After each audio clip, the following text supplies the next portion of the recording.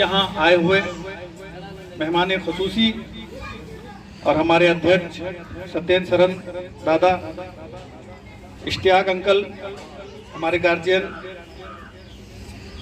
और यहाँ तशरीफ फरमा शान फाउंडेशन के सभी कार्यकर्ता, जिनके बदौलत आज ये प्रोग्राम मुनक़िद हो पाया। मैं आपके हौसले की दाद देता हूँ। बहुत बहुत शुक्रिया। हमें तो उतनी हिम्मत भी नहीं थी इस बार, हम अकेले कहाँ तक जाएं, क्या क्या करें, ये आपके हौसले के बदौलत है। दो तीन बातें हम क्या कहेंगे। वालिद साहब थे तो वो अक्सर कहा करते थे कि बेटा हमारे बात तो ही था, हमारे बात है ही संभालियन, तो ये तुम ही करना, लाइब्रेरी कौन देखेगा, फला कौन ये करेगा, फला कौन ये करेगा, तो मेरे बात आप ही को संभालना है। आज जब वो उनका ये बेवक्त चले गए, वो आज हमें समझ में नहीं आता है कि हम कहां से शुरू करें, किस किस इतनी बड़ी जिम्मेदारी को कैसे हम संभालें। हम लाइब्रेरी को लास्ट में उन्होंने लाइब्रेरी बिली बेस्सी करवाया उन्होंने, अभी हम लाइब्रेरी संभाल रहे हैं दादा। लाइब्रेरी को हमने अवाम के लिए भी खोल दिया है, विद्याधर लाइब्रेरी को। ये एक प्रोग्रेस है। दूसरी एक प्रोग्रेस थी, पिछले प्रोग्राम में बात आई थी कि उनके नाम पर एक ट्रस्ट होना था, तो ट्रस्ट में कोई उतना साथ तो नहीं मिल पाया। फिर हम आगे निकले, वकील साहब से भी मिले, कुछ फाइनेंशियल कंडीशंस थी, फिर हम ठप हो गए, तो अभी तक उसके नाम का कोई फाउंडेशन नहीं बन पाया। और उनके गज़लियात का जितने भी नमूने थे उसको हम संकलित कर रहे हैं, किया है मैंने। कई अदीब से भी मिले हैं हम और उनसे मशवरे भी लिए हैं। उनका लगभग 150 के आसपास गज़लियात है, उसको हम इकट्ठा कर रहे हैं। तो शेरी मजमुआ के तौर पर ये मुरतब होना है, संकलित होना है, उसको हमने इकट्ठा किया है। उनका कहना था कंपोजिशन बाकी रह गया है, उसको कंपोज कराना है।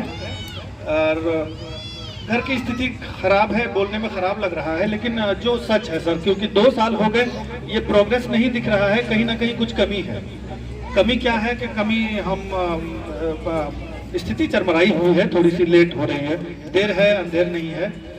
और लाइब्रेरी का संचालन हम कर रहे हैं। बहुत ही जल्दी इंशाल्लाह जो है कि किताब भी मुरतब हो जाएगा, किताबी शक्ल में उनके मजमुए आएंगे। यही सब कुछ प्रोग्रेस है। बाकी हम दुआ करते हैं, आप लोगों से आजिज़ी करते हैं कि हमें ज़रूर अपनी दुआओं से नवाजें, हमें सही रास्ते पर हमें गाइड करें। हमारे बुज़ुर्ग जो हैं हमें गाइड करें, हम यूथ को गाइड करें। हम लोग जो है कि आपकी निगहबानी चाहिए बस।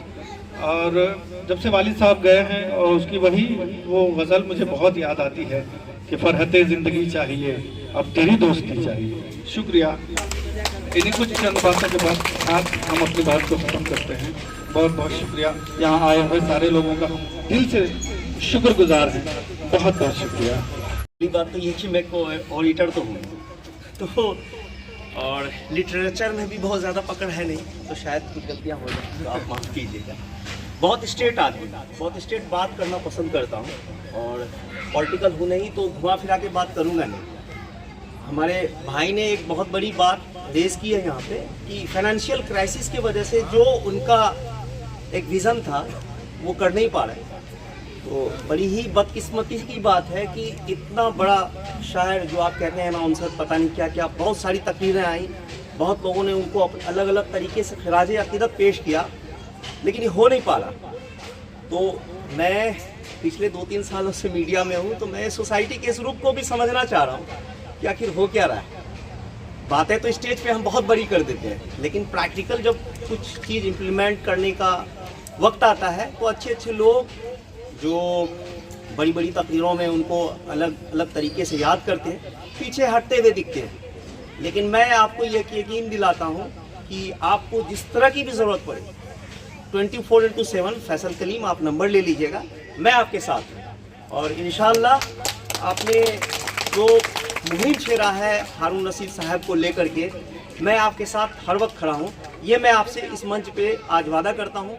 आज जो पुलैया टीवी चल रहा है, तो मैं लिखता हूँ कभी कभी एडवाइज़र पुलैया टीवी, मरहूम हारून रशीद गाफिल, तो वो एडवाइस यानी मशवरा उन्हीं का था कि एक कुल्हैया टीवी चलाया जाए।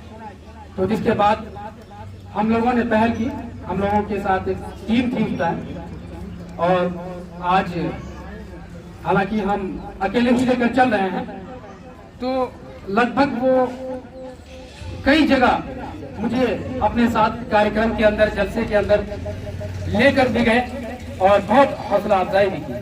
गाफिल साहब, एक चीज और ईजाद किए जो आप लोगों को कम ही मालूम होगा, जिस पर मैंने पीएचडी कर लिया। क्या बात, क्या बात। मौलाना ईसा फरताब रामपुर बुदेसरी के, जिन्होंने गाफिल साहब इतना स्टेडियम में या प्रोग्राम में बोले कि हाँ सिर्फ रेनू नहीं है, इस सरजमीन में मौलाना ईसा फरताब भी है। मैं उसी पर मौलाना ईसा फरताब पे मैंने 2021 में मेरा पीएचडी फाइनल हुआ। मौलाना ईसा फरताब ऐसे शायर थे जो मिन्नतुल्लाह रहमानी के दोस्तों में से, कुली रहमानी के फादर के दोस्तों में थे। 0 माइल जो मौलाना अबुल कलाम आज़ाद चौक है, गाफिल साहब का बहुत कुर्बानी रहा, और एमएलए मंत्री मोहिदुर रहमान साहब का भी कुर्बानी रहा, और मौलाना अबुल कलाम आज़ाद जो 11 नवंबर को हम लोग मनाते हैं, और गाफिल साहब कई प्रोग्राम में हम लोगों को बताए कि न हम रहे या न रहे, तुम लोग मौलाना अबुल कलाम आज़ाद 11 नवंबर को जरूर मनाओ। मैं शान फाउंडेशन का फिर एक बार दोबारा शुक्रिया अदा करता हूं। कम ही लोगों के बीच आज उन्हें याद किया गया।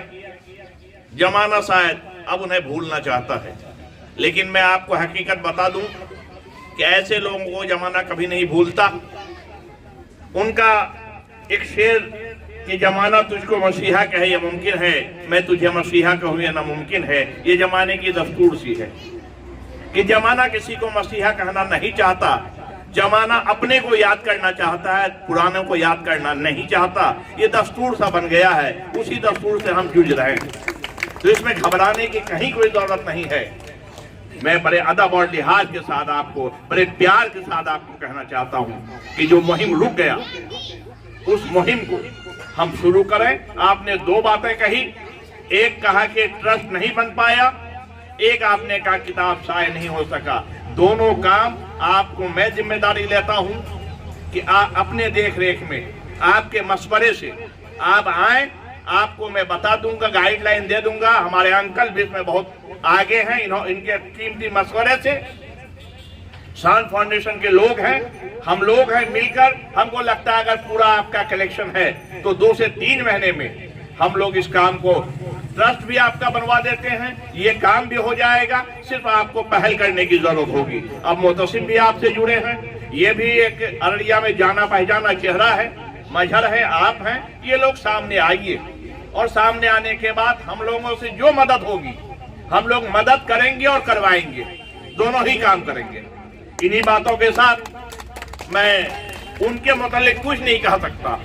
अररिया में उनका बदल पैदा नहीं हो सकता, सीमांचल में उनका बदल पैदा नहीं हो सकता, बिहार में उनका बदल पैदा नहीं हो सकता। मैं आज गैयारी के नौविवाहों से एक रिक्वेस्ट करूंगा कि आपके बीच के रहने वाले हारून रशीद गाफिल, जिसे मैंने बचपन से देखा है, मैंने उसे हमेशा हारून ही कहा क्योंकि हम दोनों के बीच में शीशा भतीजा का रिश्ता था।